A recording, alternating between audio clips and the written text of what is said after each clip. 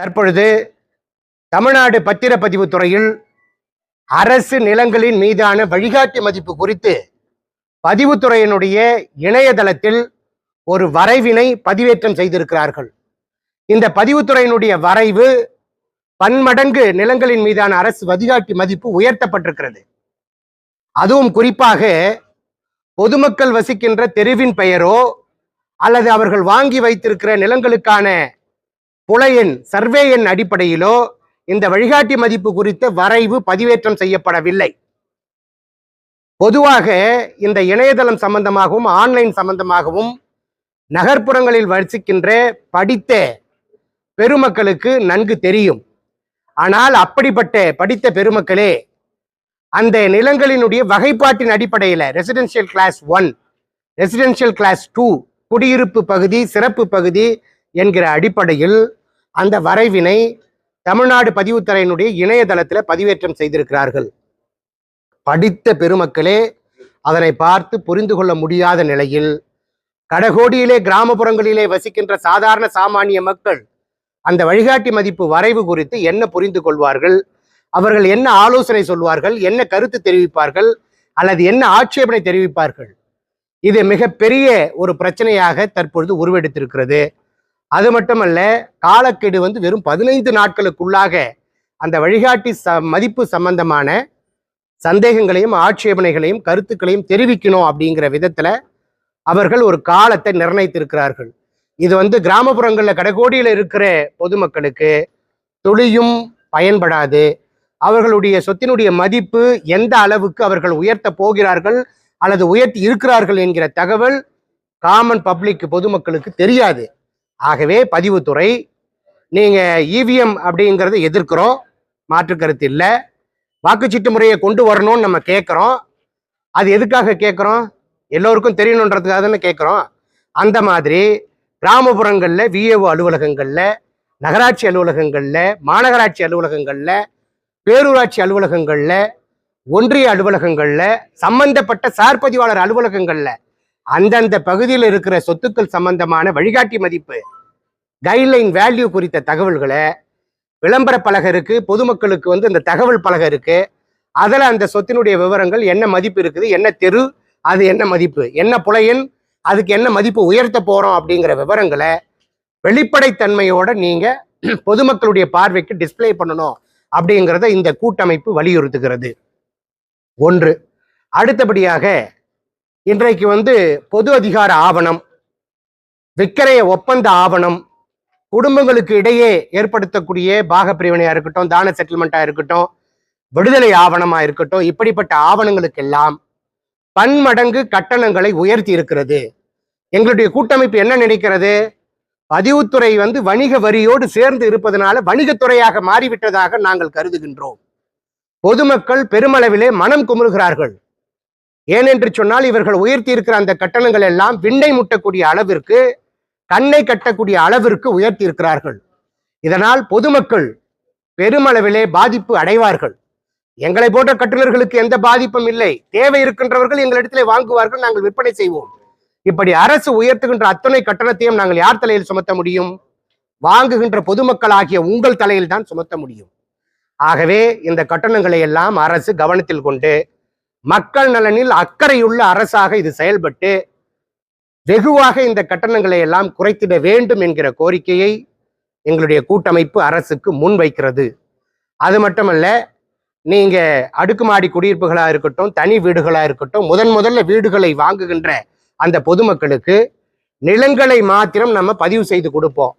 ஆனால் கடந்த வருடம் 2023 அக்டோபர் மாதம் 10ஆம் தேதியிலிருந்து அப்படி வாங்குகின்ற பொதுமக்களுக்கு குறைந்தபட்சம் இதற்கு முன்பாக ஒரு 50,000 ரூபாய் ஒரு செலவு ஆகும் பதிவு கட்டணம், முத்திரை தீர்வை கட்டணம் சொன்னா தற்பொழுது 1 லட்சம் ரூபாயிலிருந்து 2.5 லட்சம் ரூபாய் வரைக்கும், அதாவது 200 மடங்குல இருந்து 500 மடங்கு வரைக்கும் உயர்ந்திருக்கிறது. இது பொதுமக்களுக்கு பெரும் சுமையாக இருக்கிறது. அதுபோன்ற பதிவுத்துறையில் இன்றைக்கு ஆள்மாறாட்டம் மூலமும் போலி ஆவணங்கள் மூலமும் பதிவு செய்தால் அதை ரத்து செய்வதற்கு ஒரு சிறப்பு சட்டத்தை கொண்டு வந்தார்கள். முறையாக வரைவு தயாரிக்கிற காரணத்தினால் நீதிமன்றம் இடைக்கால தடை விதித்திருக்கிறது. போலி ஆவணங்களை பதிவு செய்வதும் பதிவுத்துறை தான். அதை கண்டறிந்து ரத்து செய்வதும் பதிவுத்துறை தான்.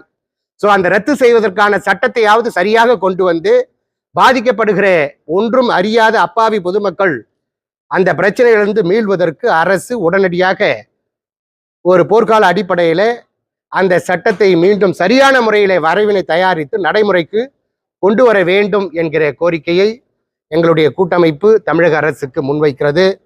அதே போன்று பதிவுத்துறையில் எண்ணற்ற பிரச்சனைகள், பல்வேறு குழப்பங்கள், பல்வேறு இன்னல்கள், சிக்கல்கள் எல்லாம் இருக்கிறது. இதனை களைவதற்கு முத்தரப்பு குழு அரசு அதிகாரிகள், எங்களை போன்ற கட்டுமான மற்றும் ரியல் எஸ்டேட் சங்கங்களினுடைய பிரதிநிதிகள், அந்தந்த பகுதியில இருக்கிற உள்ளாட்சி பிரதிநிதிகளை ஒருங்கிணைத்து சரியான வகையில அந்த பதிவுத்துறையில் இருக்கிற பிரச்சனைகளை களைவதற்கு அரசு முத்தரப்பு குழு அமைத்து அந்த பிரச்சனைகளுக்கு தீர்வு காண்பதற்கு முன்வர வேண்டும். இதுபோன்று பதிவுத்துறையினுடைய இணையதளம் ஆன்லைன் 3.0 திட்டத்தில் பல பிரச்சனைகள் இருக்கிறது. தடை செய்யப்பட்ட நிலங்களை எல்லாம் பதிவு செய்வதற்கு தாராளமாக அதில் வழிவகுத்திருக்கிறது.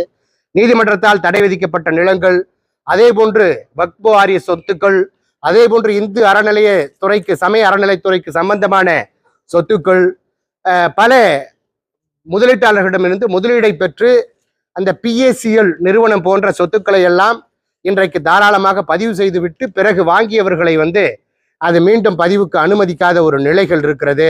அதே போன்ற DC நிலங்கள், டிப்ரஸ்டு கம்யூனிட்டி பஞ்சமி நிலங்களை எல்லாம் அது குறித்த தகவல்களை நீங்க ஆன்லைன் 2.0 என்ற திட்டம் இருக்கிறது.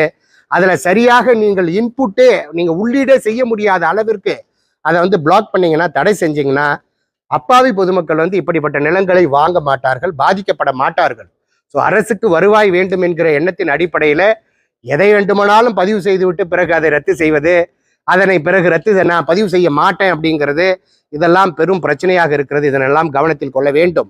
அதே போன்று குறைந்தபட்சம் வழிகாட்டி மதிப்பு என்கிற பெயரிலே நீங்க கோவை மாநகராட்சி, சென்னை மாநகராட்சி போன்ற பெரும் மாநகராட்சிகளுக்கெல்லாம் இன்றைக்கு அரசு 1000 ரூபாய் குறைந்தபட்ச வழிகாட்டி மதிப்புன்னு சொல்லியிருக்கிறாங்க. கோவை மாநகராட்சியில பல இடங்கள்ல பல ஏக்கர் நிலம் இருக்கிறது. ஏக்கர் 1.5 கோடி ரூபாய்க்கு கூட இங்க இடம் இருக்கிறது. ஆனால் அதை பதிவு செய்ய போகணும்னா 4.5 கோடிக்கு பதிவு பண்ணணுங்கிற நிலை இருக்குது. அதனால வாங்குகின்றவர்களுக்கு, விற்பவர்களுக்கு முத்திரை தீர்வை பதிவு கட்டணம் பெரும் சவாலாக இருக்கிறது. அது மட்டுமல்ல, அதுக்கான சோர்ஸ் ஆஃப் இன்கம், வருமானத்துக்கு வழி காட்டணும். அது மட்டுமல்ல, அதை விற்கிறதுக்கு மூலதன ஆதாய வரி அப்படிங்கிற பிரச்சனை இருக்கு. அடுத்தது 50 லட்சத்துக்கு மேல பதிவு பண்ண tax deduction source of income, TDS என்கிற பிரச்சனை இருக்கிறது. இப்படி பதிவுத்துறையினுடைய இந்த வழிகாட்டி மதிப்பு உயர்வு, முரண்பாடாக இருக்கிற பிரச்சனைகள், அதே போன்று இப்படி முரண்பாடு இருக்கிற இந்த சொத்துக்களை எல்லாம் நீங்க குறைவு முத்திரை தீர்வை சட்டப்பிரிவு 47A1 அப்படின்னு சொல்லி ஒரு சட்டத்தை, சிறப்பு சட்டத்தை கொண்டு வந்தாங்க. அந்த அடிப்படையில் ஆவணங்களை பதிவு செய்து முரண்பாடுகளை களையக்கூடிய வகையில வழிவகை இருந்தது. அதையும் தற்பொழுது இருக்கக்கூடிய இந்த அரசு 47(a)(1) ஆவணத்தை பதிவு செய்ய மறுக்கிறது. இங்க ஒன்றும் அமெண்ட்மெண்ட் கொண்டு வரல, அந்த சட்டத்தை தடை பண்ணல, நீக்கல, மாத்தல. ஆனாலும் சர்வாதிகார போக்கோடு பதிவுத்துறை இந்த ஆவணங்களை எல்லாம் பதிவு செய்ய மறுக்கிறது. ஸோ மக்களுக்காகத்தான் இந்த அரசே தவிர அரசுக்காக மக்கள் இல்லை என்பதை அரசும் பதிவுத்துறையும் புரிந்து கொண்டு பதிவுத்துறை பொதுமக்களுக்கு சேவை வழங்கிட வேண்டும். அதை தவிர்த்து விட்டு வியாபாரத்துறையாக இன்றைக்கு மாறி இருக்கிறது. தன் இஷ்டத்துக்கு சந்தை மதிப்பை விட 2-3 மடங்கு எல்லாம் வழிகாட்டி மதிப்பை உயர்த்தி இருக்கிறது. இதனை எல்லாம் பத்திரிகையாளராகிய நண்பர்கள் நீங்கள் அரசனுடைய கவனத்திற்கு கொண்டு செல்ல வேண்டும். இந்த பிரச்சனைகளுக்கெல்லாம் பொதுமக்கள் நலன் கருதி அரசு பொறுப்பு ஏற்று தனியோடு பரிசீலித்து மக்கள் நலனில் அக்கறை செலுத்தி இந்த பிரச்சனைகளுக்கெல்லாம் தீர்வு காண வேண்டும் என்பதுதான் எங்களின் கோரிக்கை.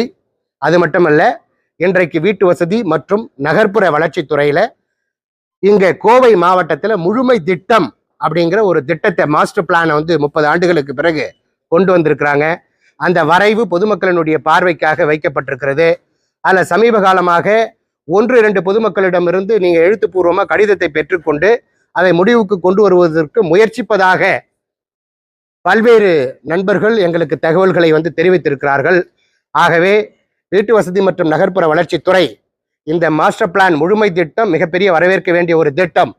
இந்த திட்டத்தை நீங்கள் சற்று கூர்மையாக கூர்ந்து அனைத்து தரப்பு மக்களிடத்திலும் கருத்துக்களை கேட்டு மீண்டும் ஒரு முறை அது குறித்த தகவல்களை வெளிப்படையாக சம்பந்தப்பட்ட உள்ளாட்சி அலுவலகங்கள், அரசு அலுவலகங்களிலே வெளிப்படைத்தன்மையோடு அனைத்து மக்களும் பார்வையிடக்கூடிய வகையில நீங்க அந்த தகவல்களை வெளியிட்டு அந்த அடிப்படையில பொதுமக்களிடத்திலிருந்து ஆட்சேபனைகள் இருந்தாலோ, கருத்துக்கள் இருந்தாலோ, ஆலோசனைகள் இருந்தாலோ பெற்று அந்த அடிப்படையில் இந்த முழுமை திட்டத்தை வந்து நீங்கள் கொண்டு வந்து நடைமுறைப்படுத்திட வேண்டும் என்கிற கோரிக்கையை எங்களுடைய கூட்டமைப்பு முன்வைக்கிறது. அதே போன்று இந்த கோவை மண்டலம் மலைகள் அதிகப்படியாக இருக்கக்கூடிய ஒரு மண்டலமாக இருக்கிறது. இந்த மலைப்பகுதிகளுக்கு அருகில் இருக்கக்கூடிய ஏற்கனவே அன்அப்ரூவ்டு லேஅவுட் அனுமதியற்ற வீட்டுமனை பிரிவுகளுக்கெல்லாம் நீங்க அந்த சிறப்பு வரன்முறை சட்டத்தை வந்து கொண்டு வந்து அது காலம் முடிவுற்றது. அதை மீண்டும் அந்த காலத்தை வந்து ஒரு 6 மாத காலம் நீடித்து கொடுக்க வேண்டும் என்கிற கோரிக்கையை முன்வைக்கின்றோம். அது மட்டுமல்ல, நீங்க மலைகளுக்கு அருகில் இருக்கக்கூடிய கிராமங்களை மாத்திரம் இப்ப டிஃபைன் பண்ணியிருக்கிறீங்க, வரையறுத்திருக்கிறீங்க. நீங்க அந்த 500 மீட்டருக்குள்ள இருக்கிற புலையன்களின் அடிப்படையில் அதை வரையறுத்து மீதி இருக்கிற பகுதிகளுக்கெல்லாம் இங்க ஃபேக்டரிஸ் ஆகட்டும், இண்டஸ்ட்ரீஸ் ஆகட்டும், ரெசிடென்சியல் குடியிருப்புகளாகட்டும் வளர்ச்சி அடைவதற்கு ஏதுவாக அரசு ஒத்துழைப்பு நல்கிட வேண்டும் என்கிற கோரிக்கையை நாங்கள் முன்வைக்கின்றோம். அதே போன்று தமிழ்நாடு ஒருங்கிணைந்த அபிவிருத்தி மற்றும் மேம்பாடு சட்டத்தில் டிஎன்சிடிபிஆர் தமிழ்நாடு கம்பைன் பில்டிங் டெவலப்மெண்ட் ரூல்ஸ்ல மலைகளுக்கு வந்து விதிகள் பொருந்தலை. அதனால மலை பகுதிகளுக்கென தனியாக ஒரு பொது விதிகளை உருவாக்கிட வேண்டும் என்கிற கோரிக்கையை நாங்கள் முன்வைக்கின்றோம். ஏற்கனவே ஏற்படுத்தப்பட்டிருக்கிற வீட்டுமனை பிரிவில் இருக்கிற அந்த கம்யூனிட்டி ஹால்னு சொல்லுவோம், சமுதாய கூடம், பள்ளிகள், அதே போன்று ஹெல்த் சென்டர், ஹாஸ்பிட்டல், மருத்துவமனை, சுகாதார மையங்கள் எல்லாம் இப்போ ரிவைஸ்டு பிளான் நம்ம போகும்பொழுது நீங்கள் அதுக்கு புதுதாக ஓஎஸ்ஆர் விடணும் அப்படிங்கிற ஒரு சட்டத்தை கொண்டு வந்திருக்கிறார்கள். பழைய சட்டத்தின்படி அனுமதி பெற்றவைகளை பழைய சட்டத்தின்படியே ஜஸ்ட் லேண்ட் யூஸ் மேப்பை மட்டும் சேஞ்ச் பண்ணி கொடுக்கணும் அப்படிங்கிற ஒரு கோரிக்கையை நாங்கள் முன்வைக்கின்றோம். அதே போன்று இன்றைக்கு தானியங்கி பட்டா திட்டம் என்கிற ஒரு திட்டத்தை வருவாய்த்துறை வெளியிட்டு பொதுமக்களுக்கு ஒரு சிறப்பான முறையில் அந்த திட்டத்தை வந்து நடைமுறைப்படுத்தி இருக்கிறார்கள். ஆனால் பலர் அந்த பத்திரங்களை பதிவு செய்த பிறகும் தங்களுடைய பட்டா மாறுதல் நடைபெறவில்லை என்று சொல்கிறார்கள். ஸோ அந்த அரசினுடைய அந்த இணையதளத்தில், வருவாய்த்துறையினுடைய இணையதளத்தில் இருக்கிற அந்த குளறுபடிகளை, கோளாறுகளை சரி செய்து அந்த தானியங்கி பட்டா திட்டத்தை சிறப்பான முறையிலே நடைமுறைப்படுத்த வேண்டும் என்கிற கோரிக்கையை முன்வைக்கின்றோம். அதே போன்று இன்றைக்கு கிராம நத்தம் பட்டா சம்பந்தமான பல்வேறு தகவல்களை இன்றைக்கு அரசு இணையதளத்திலே பதிவேற்றம் செய்திருக்கிறார்கள். அந்த கிராம நத்தத்தை ரயத்துவாரி நத்தம், கிராம நத்தம் என்கிற 2 தலைப்பின் அடிப்படையில் மாத்திரம் பதிவேற்றம் செய்திருக்கிறார்கள். ஆனால் கிராம நத்தத்தினுடைய வகைப்பாடுகளை நாம் கணக்கிடும் பொழுது உட்பிரிவுகள் 24க்கும் மேல் வருகிறது. அப்ப அந்த கிராம நத்தத்துல இருந்து அரசு நத்தம்னு போட்டதுனால கிராம நத்தத்தில் வீடு கட்டி குடியிருக்கிற பொதுமக்கள்லாம் அச்சமடைந்திருக்கிறார்கள். அதனை சரி செய்வதற்கு அரசு வந்து முன்வர வேண்டும். அதே போன்று கட்டுநர்கள் புதிய வீடுகளை கட்டுவதற்கு 1A என்று சொல்லக்கூடிய ஒரு மின் இணைப்பு கோரி விண்ணப்பிக்கும் பொழுது அதற்கான மீட்டர் இல்லை, மீட்டர் பற்றாக்குறை இருக்கிறது, மீட்டர் வந்ததுக்கு பிறகு நீங்க விண்ணப்பிங்கன்னு சொல்லி அலக்கழிக்கப்படுகிறார்கள். ஸோ அதனால் அந்த மின் இணைப்பு பெறுவதற்கு நீங்க போர்க்கால அடிப்படையில் மீட்டரை வந்து விரைவில் வாங்கி 15 தினங்களுக்குள்ள புதிதாக கட்டப்படுகின்ற கட்டிடங்களுக்கு தேவையான அந்த 1A மின் இணைப்பை வழங்க வேண்டும். அப்படி இல்லைன்னு சொன்னால் நீங்கள் பொதுமக்களே மின் மீட்டரை வாங்கி பொருத்தி கொள்ளக்கூடிய வகையில் ஒரு ஆப்ஷன், ஒரு வழிவகையை செய்து கொடுக்கணும் அப்படிங்கிற அந்த கோரிக்கையும் இந்த கூட்டமைப்பு வந்து முன்வைக்கிறது. அதே போன்று வீட்டு வசதி மற்றும் நகர்ப்புற வளர்ச்சித்துறையில் சமீபத்தில் பல்வேறு திட்டங்களை வந்து நடைமுறைப்படுத்தி இருக்கிறார்கள். அந்த திட்டங்கள் எல்லாம் பார்த்தீங்கன்னா கட்டிடத்தினுடைய அளவு கிரவுண்ட் +3 ஃப்ளோர்ஸுக்கு 12 மீட்டர் இருந்தால் அதை இப்போ 2 மீட்டர் உயர்த்தி 14 மீட்டராக உயர்த்தப்பட்டிருக்கிறது. அதற்கு எங்களுடைய கூட்டமைப்பு அரசுக்கு பாராட்டுக்களையும் வாழ்த்துக்களையும் தெரிவித்துக் கொள்கிறது. அதே போன்று புதிய வீட்டுமனை பிரிவை அமைப்பதற்கு அணுகுசாலை வந்து பார்த்தீங்கன்னா 6 மீட்டர் கிராமப்புறங்கள்லன்னு கொடுத்துருக்குறாங்க. பேரூராட்சி பகுதியில் 6.5 மீட்டர்னு கொடுத்துருக்குறாங்க. நகர்ப்புறங்கள்லையும் பெரிய அர்பன் வில்லேஜ் அப்படின்னு சொல்லி கிராமங்கள்லையும் நீங்கள் 7 மீட்டர்னு கொடுத்துருக்குறாங்க. இதற்காக முதல்ல எங்களுடைய கூட்டமைப்பு வீட்டு வசதித்துறைக்கு நன்றி தெரிவித்துக் கொள்வதோடு நீங்கள் அனைத்து பகுதிகளிலுமே புதிய வீட்டுமனை பிரிவை துவக்குவதற்கு குறைந்தபட்சம் அணுகுசாலை 6 மீட்டர் என்கிற திட்டத்தை கொண்டு வர வேண்டும் என்கிற கோரிக்கையும் நாங்கள் முன்வைக்கின்றோம். அதே போன்று அனுமதியற்ற வீட்டுமனை பிரிவில் குறைந்தபட்சம் 50,000 சதுரடிக்குள்ள விற்கப்படாத மனைகளினுடைய பரப்பளவு இருந்தால் அதற்கான திறந்தவெளி நிலத்திற்கான கட்டணத்தை செலுத்தக்கூடிய வகையில் வீட்டு வசதித்துறை வந்து வழிவகை செய்திருக்கிறது. அதற்காக எங்களுடைய கூட்டமைப்பு வீட்டு வசதித்துறைக்கும் அரசுக்கும் நன்றி தெரிவித்துக் கொள்கின்றது. அதே போன்று கிரவுண்ட் +3 ஃப்ளோர்ஸ்ல 8 வீடு வரைக்கும் கட்டக்கூடிய 750 சதுர மீட்டருக்குள் இருக்கிற பரப்பளவு கொண்ட இடத்திற்கு கம்ப்ளீஷன் சர்டிபிகேட் பணி நிறைவு சான்று பெறுவதிலிருந்து விலக்கு அளித்து ஒரு திட்டத்தை அரசாணையை வெளியிட்டிருக்கிறது. அதற்காக எங்களுடைய கூட்டமைப்பு வீட்டு வசதி மற்றும் நகர்ப்புற வளர்ச்சித்துறைக்கு நன்றி தெரிவித்துக் கொள்கின்றது. இதுபோன்று எண்ணற்ற பிரச்சனைகள் வீட்டு வசதி மற்றும் நகர்ப்புற வளர்ச்சித்துறையிலும் இருக்கிறது. அதில் வீட்டு வசதி மற்றும் நகர்ப்புற வளர்ச்சித்துறையில கோயம்புத்தூர் எல்பிஏ மாதிரி இருக்கு. அதே போல கோயம்புத்தூர் அர்பன் டெவலப்மெண்ட் அத்தாரிட்டி இருக்கிறது. இப்படிப்பட்ட குழுக்கள்ல எங்களுடைய கூட்டமைப்பினுடைய பொறுப்பாளர்களை உறுப்பினர்களாக நியமித்து மக்களுக்கு பொருந்தாத சட்ட திட்டங்களை மாற்றி அமைப்பதற்கும் எளிமைப்படுத்துவதற்கும் அரசு எங்களுடைய கூட்டமைப்பினுடைய உறுப்பினர் ஒருவரை அந்த குழுவிலே உறுப்பினராக இணைக்க வேண்டும் என்கிற கோரிக்கையும் எங்களுடைய கூட்டமைப்பு முன்வைக்கிறது. ஏதாவது கொஸ்டின்ஸ் இருந்தா கேளுங்க.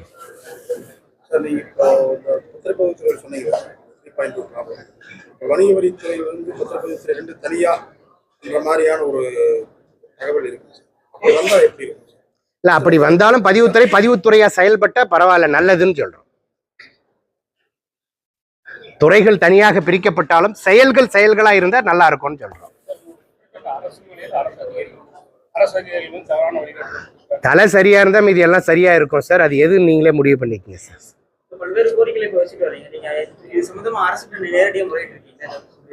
பல கடிதங்கள் தினந்தோறும் நீங்க இந்த கட்டுமானம் உள்ளிட்ட ரியல் எஸ்டேட் துறை சார்ந்த போரம்ல, கூட்டமைப்புல, சங்கங்கள்ல நீங்க எப்பொழுதுமே அறிக்கையும் கோரிக்கையும் நீங்க பாராட்டும், நீங்க நல்லது செஞ்சா பாராட்டவும் செய்யறோம், பார்த்திருப்பீங்க. மக்களுக்கு பொருந்தக்கூடிய சட்டங்களை, நல்ல சட்டங்களை மக்களுக்கு எளிமையான முறையில நீங்க ஒற்றை சாளர முறையிலலாம் திட்டம் கொண்டு வந்தீங்க, நாங்க பாராட்டணும், வாழ்த்தணும்.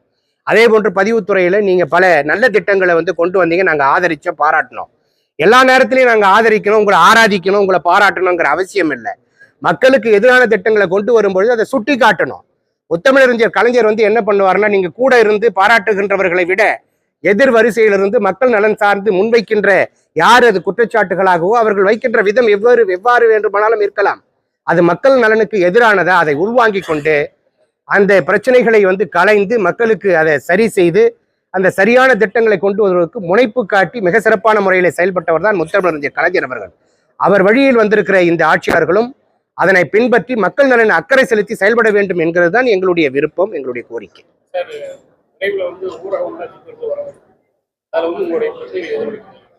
சரியா சொன்னீங்க சார். இன்றைக்கு ஊரக உள்ளாட்சி துறையில மிக பெரும் பிரச்சனை எங்களுக்கு இருக்கிறது. எங்களுக்கு மட்டும் இல்ல, ஒட்டுமொத்த வீடு கட்டுகின்ற பொதுமக்களுக்குமே இந்த பிரச்சனை இருக்கிறது. ஏன்னு சொன்னா, வீட்டு வசதி மற்றும் நகர்ப்புற வளர்ச்சி துறை இங்க இருக்கக்கூடிய அதே போல Coimbatore urban development authority DTCP வெறும் கொள்கை அளவிலான ஒப்புதல் மட்டும்தான் கொடுக்குது. ஆனால் இந்த உள்ளாட்சி பிரதிநிதிகள், இந்த ஊராட்சி மன்ற தலைவர்கள், இந்த நகராட்சி சேர்மனுங்க, மாநகராட்சி சேர்மனுங்களா வானத்திலிருந்து குதிச்ச மாதிரி தாய் வயிற்றிலிருந்து இவங்களாம் பிறக்கல போல தெரியுது. இவர்கள் எல்லாம் எங்களை தொழில் முனைகின்றவர்களை ஊக்குவிக்காமல், சப்போர்ட்டிவா இல்லாம எங்களை நசுக்கக்கூடிய வகையில் எங்கள் தந்தைக்கு இவர்கள் எல்லாம் எங்களோட உடன் பிறந்தவர்கள் போல எங்களுக்கு பங்கு வந்துடுறாங்க. ஒரு ஏக்கருக்கு 10 லட்சம் ரூபாய் கொடுங்க, இறுதி ஒப்புதல் கொடுப்பதற்கு அவர்கள் கையொப்பம் இடுவதை கூட ஒரு டிராயிங் வரைகிற மாதிரி அரை மணி நேரம் கையெழுத்து போடுற படிக்காத ஒரு தலைவர்களிடத்துல கோடிக்கணக்கிலே முதலீடு செய்து வியாபாரத்தை முன்னெடுக்கிற நாங்கள் எல்லாம் கூனி குறுகி கை கட்டி இறுதி ஒப்புதல் கொடுக்க வேண்டிய நிலைக்கு எங்களை இந்த அரசு தள்ளி இருக்கிறது. சோ இறுதி ஒப்புதலை டிஎன்சிடிபிஆர்ல டீம்டு அப்ரூவ்டு என்று சொல்லி ஒரு காலம் இருக்கிறது, ஒரு விதி இருக்கிறது. அந்த டீம்டு அப்ரூவ்டு என்பது தானியங்கி அங்கீகாரம், automatic approval or deemed approval. இந்த அப்ரூவல சிங்கிள் விண்டோ சிஸ்டம், ஒற்றை சாளர முறையை கொண்டு வந்திருக்கிறார்கள்.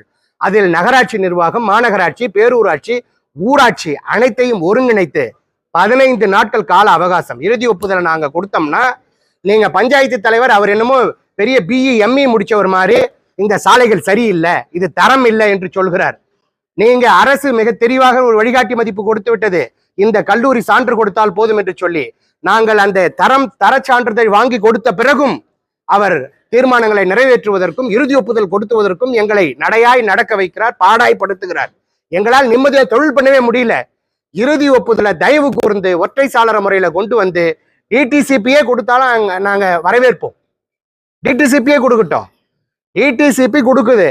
நீங்க பஞ்சாயத்து தலைவர்கள், நகராட்சி சேர்மன்கள் அவங்க டெக்னிக்கலா, அவங்களா தொழில்நுட்பம் தெரிந்தவர்களா, அவர்களாம் படித்தவர்களா சொல்லுங்க பார்ப்போம். படித்தவர்கள் இருக்கிறார்கள், அவர்களை நாங்கள் பாராட்டுகிறோம்.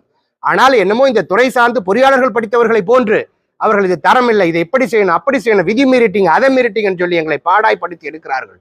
இவர்கள் எல்லாம் என்னமோ நேர்மையின் சிகரம் மாதிரி இவர்கள் எல்லாம் என்ன சொல்வதென்றே தெரியவில்லை.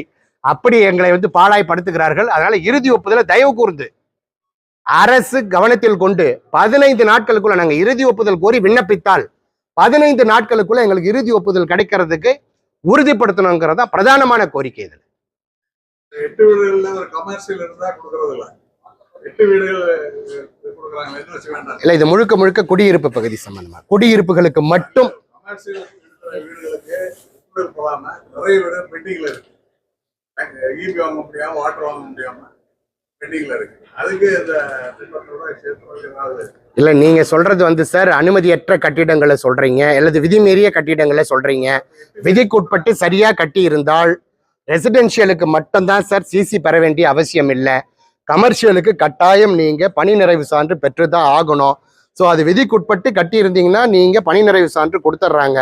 விதிமீறி கட்டப்பட்ட கட்டிடங்கள், ஏன்னா அரசு வந்து நீங்க சரியா கட்டிடத்தை கட்டும் பொழுதே விதிக்குட்பட்டு கட்டணும்னு சொல்லி இருந்தால், அதை மானிட்டரிங் பண்ணி இருந்தால், கார்பரேஷன் ஏஇங்க ஜேஇங்கெல்லாம் கன்ஸ்ட்ரக்ஷன் ஸ்டார்ட் பண்ணும் போதே அதை நீங்க கட்டுக்குள்ள கொண்டு வந்திருந்தால் இப்படி விதிமீறிய கட்டிடங்கள் மாநிலம் முழுவதும் பல லட்சம் கட்டிடங்கள் உருவாகி இருக்காது. இன்றைக்கு அதுக்கு கூட அந்த விதிமீறிய கட்டிடங்களுக்கு ஒரு மனை வரன்முறை சட்டம் போன்று கட்டிட வரன்முறை சட்டத்தையும் கொண்டு வந்து அதுக்கும் அரசாணைகளை வெளியிட்டார்கள். அதுல விதி வந்து 113C என்று சொல்லி ஒரு விதி இருக்கிறது. அதுவும் நீதிமன்றத்திலே தடை இருக்கிறது. அரசும் இது சம்பந்தமாக சரியான கொள்கை முடிவு எடுத்து இந்த சட்டத்திட்டங்களை வகுத்து அந்த அனுமதியற்ற கட்டிடங்களுக்கு கூட நீங்க வரன்முறை சட்டத்தை, சிறப்பு வரன்முறை சட்டத்தை கொண்டு வந்து அனுமதி அளிப்பதற்கான வழிமுறையை வந்து செய்யணும் அப்படிங்கறதா எங்களுடைய கோரிக்கை. பில்டிங் அந்த மாதிரி இருக்கு. 2 வீடு இருக்கும், ஒரு கதை வச்சிருப்பாங்க. அவங்களுக்கு அரசு தான் சார் சரியான கொள்கை முடிவு எடுத்து அவங்க பிரச்சனையை கவனத்தில் கொண்டு மக்கள் நலனில் அக்கறை செலுத்தி அவங்க பிரச்சனைகளை தீர்க்கணும்னு தான் சொல்றோம். Okay sir.